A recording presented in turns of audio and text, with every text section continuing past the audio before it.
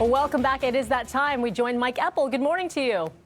Hello, good morning. How are you? I was asking on commercial break, have you even left your toasty basement since we spoke yesterday? I wouldn't if I were you, other than to do a little shoveling, right? That's pretty much all it was. Go out, clear the driveway, come back inside. Be done. Be done. All right, Mike, let's talk about what we're following with the real estate industry. So we know it's been wild, but who's selling right now? That's the key. Nobody. The end. That's the problem. Yeah. That's the problem. The Canadian Real Estate Association, Melanie, says that the inventory of homes for sale right now, and this is, they're looking nationwide, and every local market is different, of course, but across Canada right now, there is the lowest level of inventory on record. Fewest homes for sale ever when we're looking at total monthly inventory. They say there's less than 2 months of inventory available. So that means there are few for sale signs going up, too many buyers, fueled by, again, I just saw another headline this morning, best time ever to lock in with low mortgage rates. That's the fuel under the the fire here. And if there's too many buyers, not enough sellers, prices go up. And the problem is amplified because you might want to sell, but then you have to buy something. And where is that going to be? And at what price point? And do the metrics work? And even the rental market right now.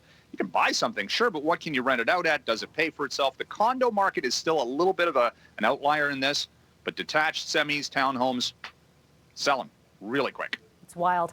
Hey, Mike, would you like some wine with that Slurpee? Yes? 7-Eleven. Wine in the Slurpee? That doesn't actually sound horrible to me. That sounds delicious. This is an interesting story. It's interesting in as much as 7-Eleven wants to get a liquor license. Yeah, okay. So are they selling beer and wine at convenience stores? No. They're talking about actually setting up in-store dining at 7-Eleven. What? Okay. How? Sure. So many questions. Go for it, I guess. But the issue is, okay, so 7-Elevens also in some cases operate gas stations, which means you're driving to them. And that's probably not the best idea when you're talking about drinking and driving, obviously. And the restaurant association's watching this going, well, what is a restaurant and what is a convenience store and where the lines blur? Who's going to regulate this? Does it actually fall under current regulation? And then you're basically going to have people at the 7-Elevens just selling food and drinks? Okay.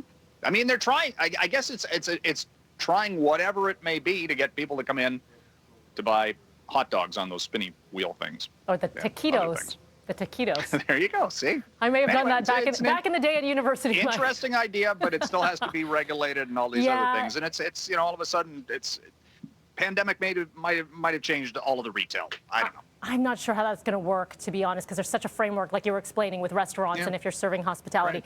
Right. Okay, we have run out of time, my friend, because we spent so much time talking about Slurpees and wine, two of my favorite things. Figures. We'll talk to you again tomorrow. Okay. Thank you, Mike. All right, what are we sitting at? I got so distracted. 6:15, that's our time right now. And we were talking about restaurants there with Mike, but a lot of owners reopening in parts of the province are hoping to recoup some of the coin as well. So we'll talk to how one business is surviving. We're also going to bring you the very latest numbers with COVID-19 in our province coming up next.